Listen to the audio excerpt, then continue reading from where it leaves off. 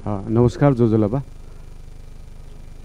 काठमाडौँ महानगरपालिकाको दोस्रो नगर कार्यपालिका बैठकमा स्वागत छ यहाँहरूलाई।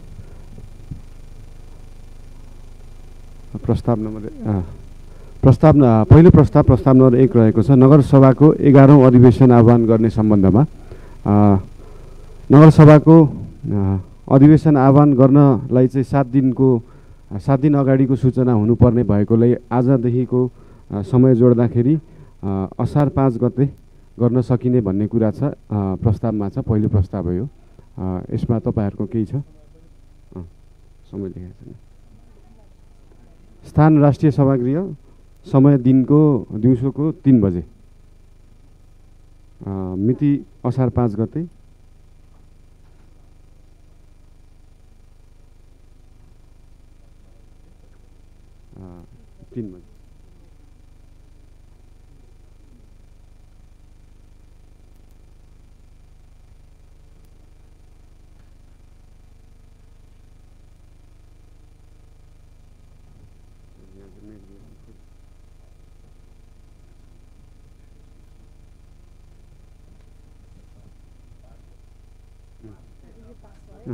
यो प्रस्तावमा पास छ कि के छ? धन्यवाद। प्रस्ताव नम्बर 2 मा रहेको छ स्थानीय राजस्व परामर्श समिति गठन सम्बन्धमा। यसमा प्रस्तावमा यहाँहरूबाट नै आएको छ। उपप्रमुख ज्यू सुनिता डङ्गलज्यू संयोजक हुनुहुन्छ। यसमा प्रमुख प्रशासकीय अधिकृत सदस्य हुनुहुन्छ र प्रस्तावमा पर्नु भएको कार्यपालिकाले तोकेको सदस्यमा सुमन श्रेष्ठज्यू 14 नम्बर वडा अध्यक्ष। अर्को कार्यपालिकाले तोकेको महिला सदस्यमा हुनुहुन्छ मीना सिंह, कार्यपालिका सदस्य। यो प्रस्ताव आएको छ। यसमा हजुरको के छ भन्नु होला?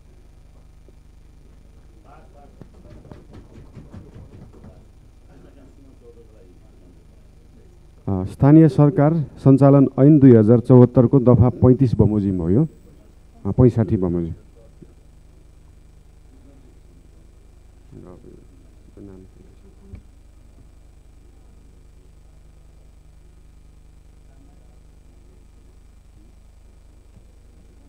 स्थानीय राजस्व परामर्श समिति, स्थानीय सरकार सञ्चालन ऐन 2074 को दफा 65 बमोजिम।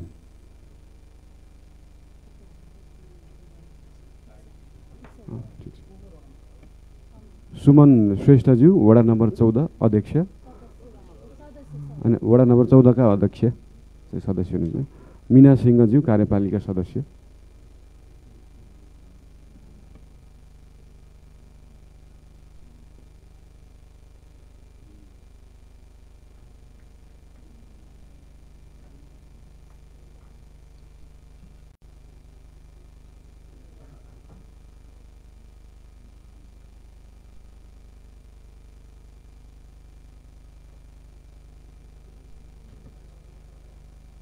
प्रस्ताव नम्बर 3 मा रहेको छ नगर कार्यपालिका अन्तर्गत विषयगत समिति गठन गर्ने सम्बन्धमा।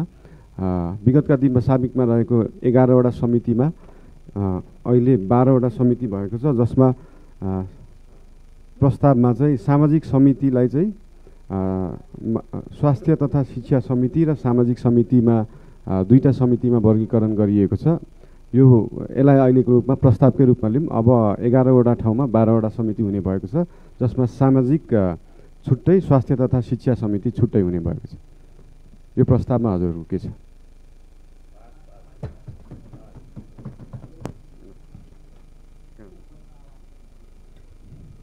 स्थानीय सरकार सञ्चालन ऐन 2074 को दफा 14 बमोजिम गठन हुने समितिहरूका सम्बन्धमा काठमाडौँ महानगरपालिका नगर कार्यपालिकाको 2074 पौष 24 गते को निर्णय बमोजिम गठित स्थानीय राजपत्र सोही मितिमा प्रकाशित भएको साबिकको विषयगत समितिहरू गठन भएको।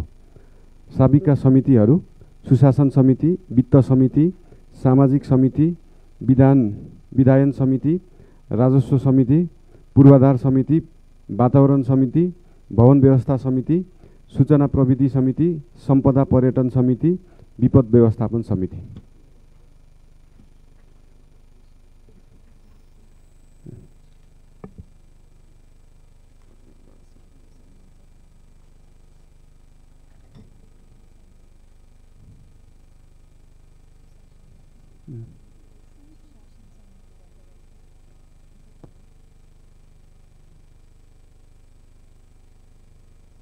प्रस्तावित समितिहरू रहेको छ सुशासन समिति, वित्त समिति, सामाजिक साबिको समितिमा नयाँ स्वास्थ्य तथा शिक्षा समिति र सामाजिक समिति, विधायन समिति, राजस्व समिति, पूर्वाधार समिति, वातावरण समिति, भवन व्यवस्था समिति, सूचना प्रविधि समिति, सम्पदा तथा पर्यटन समिति, विपद व्यवस्थापन समिति।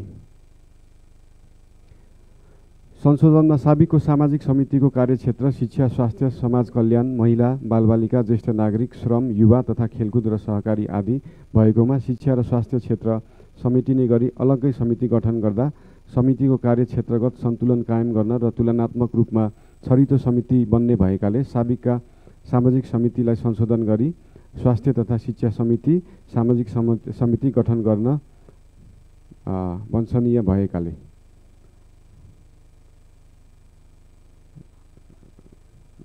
प्रस्ताव नम्बर 4 काठमाडौँ महानगरपालिका कार्यपालिका अन्तर्गत समिति उपसमिति गठन सम्बन्धी कार्यविधि 2074 संशोधन सम्बन्धमा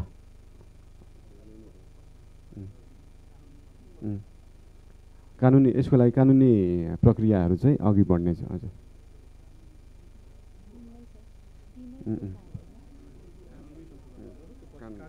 यो सुरुमा आउनुपर्ने थियो नि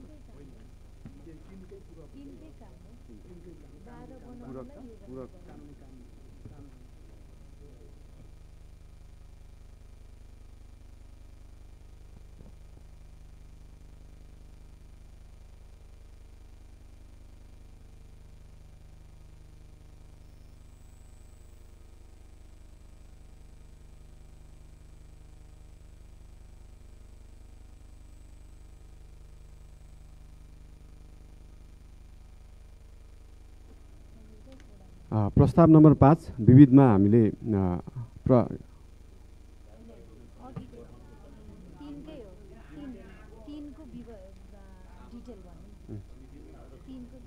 समिति गठन सम्बन्धमा 12वटा समितिमा प्रस्ताव आएकोमा म यहाँनिर संयोजकहरूको नाम सुनाउँदैछु। 1 नम्बरमा रहेको सुशासन समितिमा वडा अध्यक्ष 26 नम्बरका वडा अध्यक्ष खेमराज तिवारी प्रस्तावित हुनुभएको छ। 2 मा वित्तीय समितिमा ईश्वरमान डङ्गोल वडा नम्बर 15 का अध्यक्षज्यू, सामाजिक समितिमा रामकुमार केसी वडा नम्बर 10 का अध्यक्षज्यू, पूर्वाधार समितिमा मुकुन्द रिजालज्यू वडा नम्बर 16 का अध्यक्ष, वातावरण समितिमा बालकृष्ण महर्जनज्यू वडा नम्बर 12 का अध्यक्ष, भवन व्यवस्थापन समितिमा हिरालाल तन्डुकार ज्यू वडा नम्बर 11 का अध्यक्ष, सम्पदा तथा पर्यटन समितिमा आसामान सङ्गतज्यू वडा नम्बर 8 का अध्यक्ष, सूचना प्रविधि समितिमा नवीन मानन्दरज्यू वडा नम्बर 17 का अध्यक्ष, शिक्षा र स्वास्थ्य समितिमा चिनिकाजी महर्जनज्यू 22 नम्बर का वडा अध्यक्ष, विधायन समितिमा मचा राजा महर्जनज्यू वडा नम्बर 23 का अध्यक्ष, राजस्व समितिमा नवराज पराजुलीज्यू वडा नम्बर 32 का अध्यक्ष, विपद व्यवस्थापन समितिमा प्रेम थापाज्यू वडा नम्बर 3 का अध्यक्ष यो प्रस्तावमा आएको छ।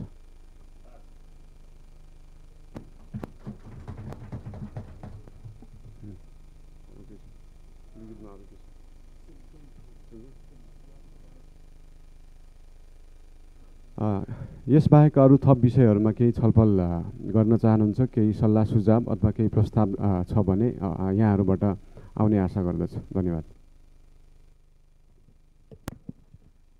सबैमा जोजुलोपा नमस्कार। यो सुझावको सन्दर्भमा नि हामीले ज्येष्ठ नागरिकहरूलाई चाहिँ नि महानगरद्वारा नै सम्मान गरिएको अवसरमा अब यो ज्येष्ठ नागरिकहरूको स्वास्थ्य बिमा पनि हामीले गर्नुपर्ने जस्तो देखिन्छ ज्येष्ठ नागरिकहरूको। अनि त्यसै गरी नेपाल सरकारबाट प्राप्त हुने यो निःशुल्क औषधिहरू नि पाटन महानगरपालिका उपमहानगरपालिकामा अर्को पालिकाहरूकोमा यो सबै व्यवस्था भइसकेको छ, तर हाम्रो स्वास्थ्य के उसमा चाहिँ भइरहेको छैन। त्यसको लागि चाहिँ नि छिटो कदम चालेर हामीले त्यो पनि व्यवस्था गर्नु पनि देखिन्छ।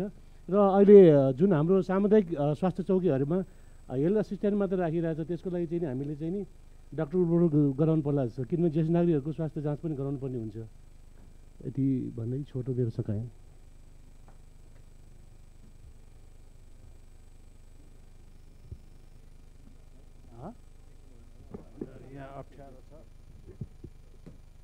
एउटा म हेलो हेलो कार्यपालिका बैठकका अध्यक्ष मेयरज्यू उपमेयरज्यू बसेरै गर्नुभयो हुन्छ। बस्नलाई पनि अप्ठ्यारो उठ्नलाई पनि अप्ठ्यारो।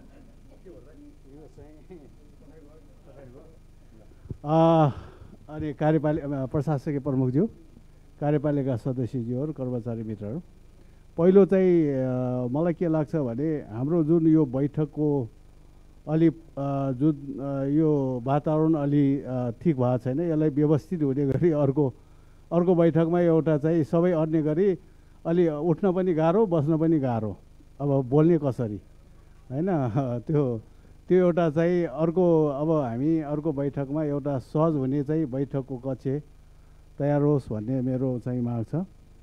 अब मुख्य कुरो अहिले पनि हाम्रो फोहोर मैलाको समस्या छ हो। मेयर साहबको नेतृत्वमा मेयर साहबले धेरै प्रयासहरू गरिरहेछ, फोहोर व्यवस्थापनमा लागिरहेको छ। हामीले चाहिँ मिडियामा देखिरहेछौँ, हाम्रो कार्यदलको पनि बैठक सुझाव लिएर अगाडि बढिरहेछ। यो एकदमै यो सराहनीय कुरा छ, खटिरहनु भएको छ। यसमा म 15 वडा अध्यक्ष अथवा कार्यपालिका सदस्य धन्यवाद पनि दिन चाहन्छु। अब यो समस्या समाधान भएको छैन, यो चाहिँ अब तत्कालीको लागि हामीले व्यवस्थापन भइरहेछ, अब हुनेवाला छ। तर फोहोरको के भने यो पटक पटक समस्या आउने गर्छ। अब यो दीर्घकालीन सोच बनाएर यो स्ट्राटेजी बनाएर यो अगाडि बढ्नुपर्ने हुन्छ। अब विगतमा अब तपाईसँग भएका कुराहरू छलफलहरू फोहोरको अहिले विषयमा तपाईँले प्रयास गरेका कुराहरू अलिकति यो बोर्डलाई चाहिँ जानकारी गराइदिएको खण्डमा अलिकति तपाईँलाई पनि अलि हल्का हुन्छ, किनभने यो हाम्रो सबैको जिम्मेवारी हो हैन। अब यो जिम्मेवारी सबैले वहन गर्नुपर्छ, ताकि मेयरको मात्र भनेर कोही पनि पन्छिनेवाला चाहिँ छैन र सहयोगकै रूपमा सबै लागिरहेको छ र चासोको रूपमा हेरिरहेको पनि छ। त्यो विषयमा तपाईँले अहिलेसम्म गरेका कुराहरू अलिकति यो कार्यपालिकामा प्रश्न पारिदियो भने तपाईँलाई अलि हलुका पनि हुन्छ। र अर्को कुरा चाहिँ अहिले पनि समस्या छ मेरो विश्व समुदाय सूचीमा सूचीकृत। अहिले म चाहिँ 7 बजे बसेर अब हामीसँग त्यति इक्विपमेन्टहरू छैन। अब तत्कालिक काम गर्नुपर्ने अब यो स्काइभेटर के चाहिने हो, कोही बिग्रिया छ, कोही सिस्डोलमा छ, कोही कहाँ छ। तर इमिडिएटली चाहिने कि हायरमा लिनु पऱ्यो यो फोहोर व्यवस्थापन तत्कालै चाहिँ, किनभने अहिले खुलेको बेलामा हामीले तत्कालै 2-4 दिनमा गाह्रो छ, किनभने 10-12 दिन रोकेको फोहोर 1-2 दिनमै समस्या समाधान हुन्छ भन्ने कुरा हामीले सोच्नु पनि हुँदैन, सोचे पनि छैन। तर अब एकदमै चाहिँ के भन्दा यो फास्ट ट्र्याकमा चाहिँ कसरी चाहिँ यसलाई चाहिँ व्यवस्थापन गर्ने भन्ने कुरा चाहिँ गर्नु चाहिँ जरुरी छ।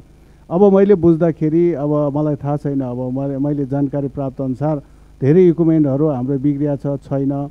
15 वडामा चाहिँ मैले आजै बिहान जसरी भए पनि स्काइभेटर डोजर खोजेर यो फोहोरलाई तल लगाउनु भनेर जिम्मा अब त्यहाँ सचिवज्यू सबै लागिरहेछ, त्यो गरेर आएको छ। अझै पनि व्यवस्था भएको छैन, अहिले पनि 2-4 दिन त लाग्छ नै पक्कै यो हैन। त्यसकारण यसलाई तत्कालै व्यवस्था गर्नको निम्ति के उपायद्वारा चाहिँ हामीले यसलाई चाहिँ सडकमा फोहोर खाली गराउने कुरामा अलिकति विशेष चाहिँ जोड दिन चाहिँ म मेयर साहबलाई आग्रह गर्न चाहन्छु। यसका चाहिँ सबै अब मेकानिक अब जे छ साधनहरू उपयोग गरेर तत्कालै गर्नुपर्ने छ। जस्तै अब मेरो चाहिँ पर्सि शाखा धाका कार्यक्रम छ, आज चाहिँ एकदमै 4-5 ठाउँमा स्वयम्भूमा जो विश्व चाहिँ घुम्न आउने स्थल हो त्यहाँ चाहिँ एकदमै अस्तव्यस्त भइरहेको अवस्थामा त्यो अब वडाको तर्फबाट गर्ने कुरा त हामी गरिरहेछौँ, तर पनि विशेष चाहिँ केन्द्रबाट त्यसलाई अलि ध्यान दिनुहोस् भन्ने कुरा हो। तर मैले विगत योभन्दा पहिला बैठकमा पनि मैले कुरा राखेको थिएँ कि फोहोर व्यवस्था नभएसम्म म बोर्ड बैठकको चाहिँ भत्ता लिन्न यो कार्यपालिकाको भनेको थिएँ, किनभने आजको दिनसम्म पनि हाम्रो क्लियर भएको छैन। म चाहिँ नलिने चाहिँ कुरा यहाँ जानकारी गराउन चाहन्छु। अर्को कुरा चाहिँ फोहोरसँग सम्बन्धित अहिले मेयर साहबसँग पनि छोटो कुराकानी गरेँ र साथीहरू पनि हुनुहुन्थ्यो कि हाम्रो बुमर चाहिँ अहिले चाहिँ पहिला 5 वटा पहिले 2 वटा जम्मा 9 वटा बुमर हामीसँग छ र 2टा चाहिँ हामीले चलिरहेछ, अरू जम्मै ठन्किरहेछ। किन भन्दाखेरि जनताको चाहना अब बुमर ल्यायो हाम्रो सडक सफा होला, धुलोमुक्त होला। अहिले बर्सातको सिजन छ, जम्मै धुलोहरू बगाएर ल्याउँछ, सडकमा छरपस्ट छ। त्यो धुलो बगार्ने चाहिँ यान्त्रिक चाहिँ हाम्रो कुचो बुमर चाहिँ अहिले थन्किरहेको अवस्था छ। अब यो करिब मैले बुझेअनुसार 2 महिना अघिदेखि चालक छैन भन्ने कुराहरू आइरहेछ। यस्तो काममा चाहिँ चालक छैन भन्दा पनि प्रक्रिया अब गाह्रो छ त्यो भन्न साथ नहोला, तर पनि छिटो चाहिँ प्रक्रियामा मिलाएर कसरी हुन्छ चाहिँ त्यो बुमर चाहिँ सञ्चालनमा ल्याएर हाम्रो सडक चाहिँ सफा चाहिँ हुनु पर्यो। तर अझै पनि मैले चाहिँ बुमर चाहिँ माग्दाखेरि तत्कालै 2टा बुमर पठाइदियो भन्दाखेरि 2टा बुमर चलेको छ भनेर 1-2 घन्टाको लागि चाहिँ स्वयम्भूमा पठाएको छ। पर्सि कार्यक्रम छ त्यहाँ, साकादाह भनेको लाखौँ मान्छे चाहिँ त्यो उपस्थिति हुन्छ त्यहाँ। भनिसकेपछि हामीसँग साधन छ, प्रयोगमा आइरहेको छैन। यो तत्कालै प्रयोगमा ल्याउनुको निम्ति, किनभने मान्छेले के भनिरहेछ भने त्यहाँ चाहिँ सभागृहमा बुमरको प्रदर्शन गरिरहेछ, हामी धुलो खाइरहेछ। प्रदर्शन गर्ने थलो त होइन, हामीले भनिरहेछौँ हामी छिटै नै यसलाई प्रयोगमा ल्याउँछु भनेर त भनिरहेछौँ। तर पनि के भन्दाखेरि यसलाई तत्कालै प्रयोग ल्याउनुको निम्ति यो चाहिँ अब मेयर साहब मार्फत चाहिँ यसलाई अब किन भन्दा ठिक छ, अब यो चालकको समस्या छ, त्यो चालकलाई कसरी हायर हुन्छ, के गरेर हुन्छ, अब यो प्रक्रिया अब फास्ट ट्र्याकमा यसलाई पनि ठिक छ, अर्को व्यवस्था नभएसम्म चालक पहिलेकै चालकलाई दोहोऱ्यायो कि आपत्ति भयो गरेकै चालकलाई होइन, यो गर्नलाई त्यति गाह्रो चाहिँ होइन। कसरी गाह्रो भइरहेछ, गाह्रो पारिरहेछ भन्ने कुरा चाहिँ अलि हामीलाई पनि बुझ्न कठिन भइरहेछ। त्यस कारण यो तत्कालै, किनभने बुमर छ, सडक सफा गर्नु पर्यो।